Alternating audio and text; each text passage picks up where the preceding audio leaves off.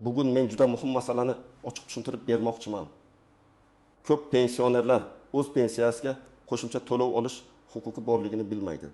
Ayrim hollarda esa bu haqda ularga hech kim alohida aytmaydi. Natijada odam o'y kamroq pul olib yuradi. Hujjat topshirsa olish mumkin bo'lgan ustama esa yillar davomida qo'ldan ketadi. Bu ma'lumot har bir pensionerning farzandlariga, nabiralariga va qarindoshlariga tegishli.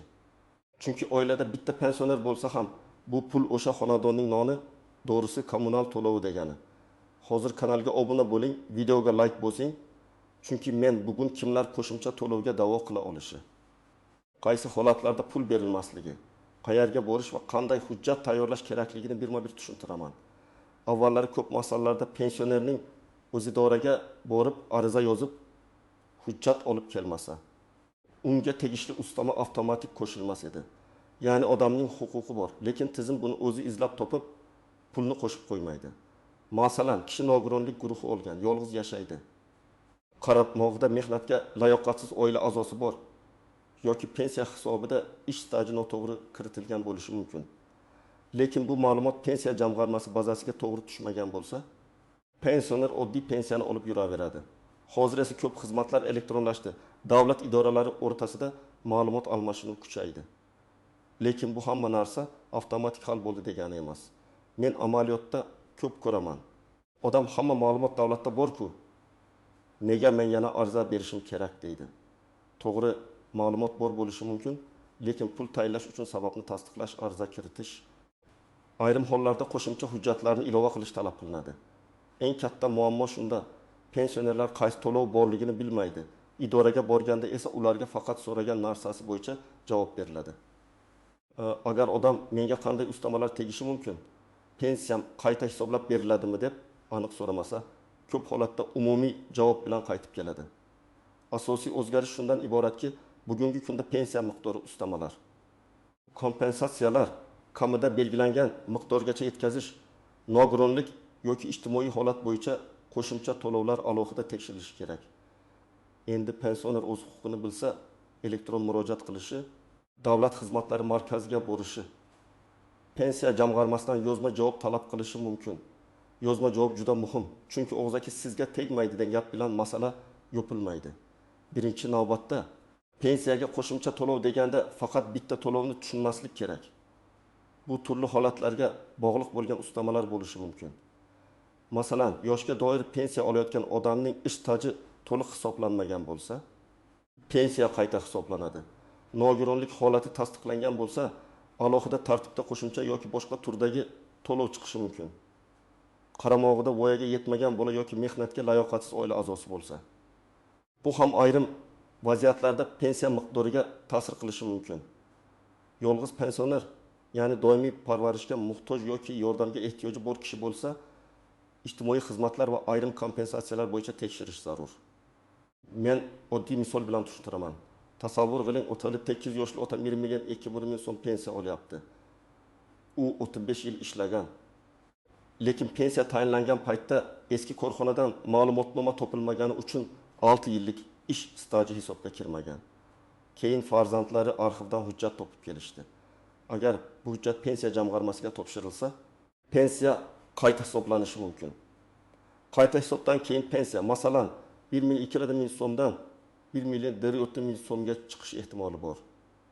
Bu oyga 1,8 million so'm farq degani. 1 yilda 2 million so'mdan ortiq pul. Ko'ryapsizmi? Atigi bir hujjat deb e'tiborsiz qoldirilgan narsa oilaga sezilarli yordam beradi. Ikkinchi misol, yetim 2 yoshli ona yolg'iz yashaydi. Farzandlari boshqa viloyatda. U pensiya oladi, lekin kommunal to'lovlar, dori darmon va oziq-ovqatdan keyin qo'lida deyarli pul qolmaydi.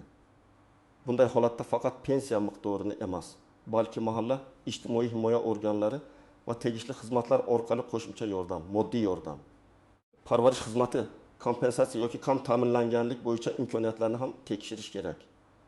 Ko'p odam men pensiya olaman, demak menga yordam tegmaydi deb o'ylaydi. Bu noto'g'ri. Pensiya olayotgan odam ham ayrim shartlar bajarilganda ijtimoiy yordamga da'vo qilishi mumkin. Uchinchi misol, pensioner 6 yoshdan keyin ham ishlagan, lekin keyingi ish davri pensiyasiga qo'shilmagan. Ba'zi odamlar pensiyaga chiqqandan keyin ishlasa, Bu davr hech qachon hisobga olinmaydi deb o'ylaydi. Aslida bunday davrlar bo'yicha qayta hisoblash qoidalari bor, lekin buning uchun tartibni bilish. Ariza berish va kerakli ma'lumotlarni taqdim etish kerak. Agar odam 3 yil ishlagan bo'lsa va ijtimoiy soliq to'langan bo'lsa, bu pensiya miqdoriga ta'sir qilishi mumkin. Har bir holatda alohida hisob-kitob qilinadi. Shuning uchun men hech qachon sizga aniq shuncha qo'shiladi demayman. Lekin tekshirtirish kerak, chunki ko'p odam aynan shu joyda yutqazadi. 4-misol. Ota nogironlik guruhi bo'yicha hujjat olgan. Lekin pensiya yoshiga yetganidan keyin yoshga doir pensiyaga o'tgan. Unga qaysi turdagi pensiya foydaliroq, qaysi ustama saqlanadi, qaysi biri bekor bo'ladi, buni mutaxassis hisoblab berishi kerak. Pensioner menga aytishmagandi deb yurmasligi uchun o'zi yozma ravishda menga barcha mumkin bo'lgan variantlar bo'yicha hisob-kitob qilib bering deb murojaat qilish kerak. Chunki ba'zan bir turdagi pensiyadan boshqasiga o'tish foydali bo'ladi. Ba'zan esa aksincha zararli bo'lishi mumkin. Men birinchi navbatda quyidagi pensionerlarga alohida e'tibor berishni maslahat beraman. Pensiyasi juda past bo'lgan, lekin uzoq yillar ishlagan odamlar albatta stajini tekshirtirsin. Eski korxonalar yopilgan, mehnat daftarchasida yozuvlar noaniq, muhr o'chib ketgan, lavozim yoki sana xato yozilgan bo'lsa, bu pensiya hisobiga ta'sir qilgan bo'lishi mumkin. Bunday holatda arxiv ma'lumotnomasi juda katta ahamiyatga ega. Ikkinchi toifa nogironlik guruhi bo'lgan yoki sog'lig'i yomonlashgan pensionerlar. Agar odam avval sog'lom bo'lgan, keyin og'ir kasallik, insult, infarkt, ko'rish yoki harakatlanish muammosi paydo bo'lgan bo'lsa, u tibbiy mehnat ekspertiza tartibi bo'yicha tekshiruvdan o'tishi kerak bo'lishi mumkin. Men bu yerda hammaga nogironlik beriladi demayman. Lekin hujjat bilan tasdiqlangan holat bo'lsa, pensiya va ijtimoiy yordam masalasi qayta ko'riladi. Uchinchi toifa yolg'iz yashovchi pensionerlar. Ayniqsa uyida doimiy yordam beradigan farzandi bo'lmasa, o'zi ovqat tayyorlashga, dorisini olishga, poliklinikaga borishga qiynalsa, mahalla va ijtimoiy himoya organlariga murojaat qilish kerak. Ko'p pensioner uyalmaydi. Balki menga baribir bermaydi deb oldindan taslim bo'ladi. Men shuni aytaman. Bermasliksa yozma javob berishsin. Yozma javob bo'lsa, uni yuqori tashkilotga shikoyat qilish mumkin. 4-toifa qaramog'ida nogiron farzandi. Voyaga yetmagan bola yoki mehnatga layoqatsiz turmush o'rtog'i bo'lgan pensionerlar. Bu holatlar oilaning real daromadiga ta'sir qiladi. Shuning uchun faqat pensionerning pasporti va pensiya daftarchasiga qarab xulosa qilinmaydi. Oilaviy ahvol, yashash sharoiti, daromadlar, tibbiy hujjatlar ham ahamiyatli bo'lishi mumkin. 5-toifa pensiya tayinlangandan keyin umuman hujjatlarni tekshirtirmaganlar. Agar siz pensiyaga chiqqaningizga 5 yil, 10 yil yoki 15 yil bo'lgan bo'lsa, o'sha paytdagi hisob-kitoblar eski ma'lumotlar asosida qilingan bo'lishi mumkin. Yillar davomida arxivlar raqamlashtirilgan, korxona hujjatlari topilgan, mehnat daftarchasidagi ayrim yozuvlarni tasdiqlash imkoni paydo bo'lgan bo'lishi mumkin. Shuning uchun bir marta to'liq tekshirtirish zarar qilmaydi. Agar sizning barcha ish tajingiz elektron bazada to'liq ko'rinayotgan bo'lsa, pensiya tayinlanganda barcha hujjatlar topshirilgan bo'lsa, nogironlik qaramog'idagi shaxs yolg'iz yashash, maxsus maqom, parvarishga ehtiyoj kabi qo'shimcha asoslar bo'lmasa, sizda alohida ustama chiqmasligi mumkin. Lekin bu ham tekshirmaslik kerak degani emas. Men doim shuni aytaman. Huquq bor yo'qligini taxmin bilan emas, hujjat va hisob-kitob bilan aniqlash kerak. Yana bir holat bor. Ba'zi odamlar internetda hamma pensionerlarga falon so'mdan qo'shimcha pul berilar ekan degan gapni eshitadi. Bunday xabarlarning ko'pi noto'g'ri yoki yarim haqiqat bo'ladi. Ayrim to'lovlar hamma pensionerga emas, faqat ma'lum shartga tushadigan odamlarga beriladi. Masalan, qo'shimcha yordam degan gap bor, lekin u yosh, daromad, nogironlik, yolg'izlik, ijtimoiy holat yoki boshqa mezonlarga bog'liq bo'lishi mumkin. Shuning uchun men sizdan iltimos qilaman. Har qanday xabarni eshitganda bu menga tegadimi? Qaysi qonun yoki qaror asosida qaysi hujjat kerak deb so'rang. Eng katta nozik jihat shuki, qo'shimcha to'lovlar ko'pincha ariza berilgan sanadan boshlab tayinlanadi.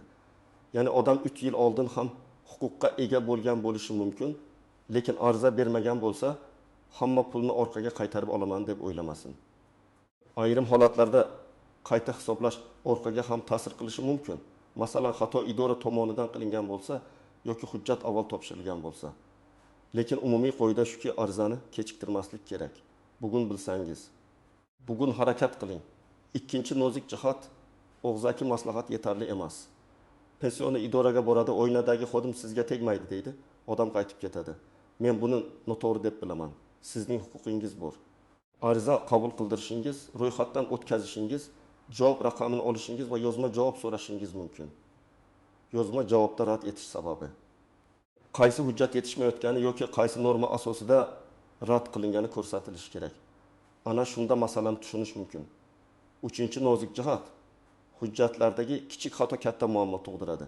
Masalan, mehnat daftarchasida ism bir joyda Abdulla, boshqa joyda Abdullo yozilgan bo'lsa, tug'ilgan sana bitta raqamga farq qilsa, korxona nomi o'zgargan bo'lsa, staj hisobga olinmay qolishi mumkin. Bunday paytda odam jahl qilib ketmasdan tasdiqlovchi hujjatlarni to'plash kerak. Arxiv ma'lumotnomasi, ishga qabul qilish buyrug'i, ishdan bo'shash buyrug'i, ish haqi ma'lumotnomasi. Sud orqali faktni tasdiqlash kabi yo'llar bo'lishi mumkin. 4-nozik jihat, pensiya va boshqa ijtimoiy yordamlar bir-biriga ta'sir qilishi mumkin. Masalan, bir qo'shimcha to'lov olinsa, oilaning umumiy daromadi oshadi va boshqa yordam mezoniga ta'sir qilishi mumkin. Shuning uchun har bir qarorni oldindan hisoblab ko'rish kerak. Men odamlarni qo'rqitmoqchi emasman, lekin bitta pulni olaman deb boshqa foydaliroq yordamdan ayrilib qolish ehtimoli bo'lsa, mutaxassis bilan maslahatlashish kerak. 5-nozik jihat, ishonchnoma masalasi. Ko'p pensionerning o'zi yurishga qiynaladi. Farzandi yoki qarindoshi uning nomidan murojaat qilmoqchi bo'ladi. Bunday holatda oddiy men o'g'liman deyish yetmaydi. Zarur bo'lsa notarial ishonchnoma. Ayrim hollarda vasiylik yoki homiylik hujjatlari talab qilinadi. Agar pensionerning sog'lig'i og'ir bo'lsa, uyga kelib xizmat ko'rsatish imkoniyatlari haqida ham so'rash kerak. Davlat xizmatlari va ijtimoiy himoya organlarida bunday tartiblar bo'lishi mumkin. Birinchi xato, menga o'zi qo'shib berishadi deb kutish. Yo'q, har doim ham qo'shib berishmaydi. Ayniqsa eski staj, arxiv hujjati, oilaviy holat. Parvarishga ehtiyoj kabi masalalarda pensionerning o'zi tashabbus ko'rsatish kerak. Ikkinchi xato, faqat qo'shnining gapiga ishonish. Qo'shningizga berilgan to'lov sizga berilmasligi mumkin. Sizga tegadan to'lov esa qo'shningizga tegmasligi mumkin. Chunki har bir odamning staji, daromadi, sog'lig'i, oilaviy holati boshqacha. Men amaliyotda ikki kishi bir xil mahallada yashab, bir xil yoshda bo'lsa ham pensiyasi farq qilganini ko'p ko'rganman. Sababi biri 25 yil ishlagan, boshqasi 38 yil ishlagan, biri hujjatni to'liq topshirgan, boshqasi 7 yil stajini yo'qotgan. Uchinchi xato, hujjatni nusxasiz topshirish. Har doim hujjat topshirganda nusxa oling. Ariza ro'yxatga olinganini tasdiqlovchi raqamni saqlang. Qabul qilingan sana va mas'ul tashkilotni yozib qo'ying. Keyin men topshirgandim deyish yetmaydi. Sizda dalil bo'lishi kerak. 4-xato, rad javobidan keyin to'xtab qolish. Rad etish har doim ham yakuniy qaror emas. Ba'zan bitta ma'lumotnoma yetishmaydi. Ba'zan xodim holatni noto'g'ri tushungan bo'ladi. Ba'zan ba'zida xato bo'ladi. Yozma rad javobini olib, uni tahlil qilish, kamchilikni to'ldirish yoki yuqori tashkilotga murojaat qilish mumkin. Endi eng muhim qismga o'tamiz. Siz nima qilishingiz kerak? Birinchi qadam, pensiya hujjatlaringizni yig'ing. Pasport yoki ID karta, pensiya guvohnomasi yoki pensiya bo'yicha ma'lumot, mehnat daftarchasi, eski ish joylaridan ma'lumotnomalar, arxiv hujjatlari, nogironlik bo'yicha tibbiy hujjatlar, oilaviy holatni tasdiqlovchi hujjatlar. Qaramog'ingizdagi shaxslar bo'yicha guvohnomalar, bank plastik kartasi ma'lumotlari kerak bo'lishi mumkin. Ikkinchi qadam, pensiya jamg'armasining tuman yoki shahar bo'limiga, davlat xizmatlari markaziga yoki imkon bo'lsa elektron portal orqali murojaat qiling. Murojaatda umumiy gap yozmang. Aniq yozing, mening pensiyamni barcha mumkin bo'lgan ustamalar, qayta hisoblash asoslari, qo'shimcha to'lovlar va kamida belgilangan miqdorgacha yetkazish bo'yicha tekshirib berishingizni so'rayman.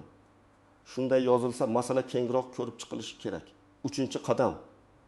Agar ish staji bo'yicha shubha bo'lsa, alohida yozing. Mehnat daftarchamdagi barcha yozuvlar, arxiv ma'lumotnomalari va ish haqi ma'lumotlari asosida pensiyamni qayta hisoblab berishingizni so'rayman. Agar eski korxona yopilgan bo'lsa, arxivga so'rov yuborish kerak. Ba'zan buni pensionerning o'zi qiladi. Ba'zan vakil orqali amalga oshiriladi. Arxivdan javob kelishi vaqt olishi mumkin, lekin bu pulingizga ta'sir qilsa kutishga arziydi. 4-qadam. Agar sog'lig'ingiz yomonlashgan bo'lsa, oilaviy shifokorga yoki poliklinikaga boring. Kasallik tarixingiz, tahlillar, shifoxona xulosalari, dori-darmonlar, operatsiya yoki davolanish hujjatlarini tartibga soling. Nogironlik yoki parvarishga ehtiyoj masalasi oddiy gap bilan emas, tibbiy hujjat bilan hal bo'ladi. Men kasalman deyishning o'zi yetmaydi. Shifokor xulosasi bo'lishi kerak. 5-qadam. Mahallaga va ijtimoiy himoya organlariga murojaat qiling. Ayniqsa yolg'iz pensioner bo'lsangiz, daromadingiz kam bo'lsa, uy sharoitingiz og'ir bo'lsa, parvarishga muhtoj bo'lsangiz. Mahalla raisi yoki ijtimoiy xodimga vaziyatingizni tushuntiring. Ular sizni tegishli ro'yxatga kiritish, dalolatnoma tuzish, moddiy yordam yoki xizmat bo'yicha yo'naltirishi mumkin. Bu jarayonda ham hamma narsani og'zaki qoldirmang. Ariza yozing. 6-qadam javobni kuting va uni tekshiring. Javob kelganda faqat rad etildi yoki tayinlandi degan joyini o'qimang. Nima sababdan, qaysi hujjat asosida, qaysi davrdan boshlab, qancha miqdorda, qaysi hisob-kitob bilan tayinlanganini ko'ring. Agar tushunmasangiz, qayta izoh so'rang. Sizning savol berishga haqqingiz bor. 7-qadam, agar javobdan norozi bo'lsangiz, yuqori tashkilotga shikoyat qiling. Avval tuman bo'limi bo'lsa, viloyat boshqarmasiga, keyin respublika darajasiga yoki tegishli nazorat organlariga murojaat qilish mumkin.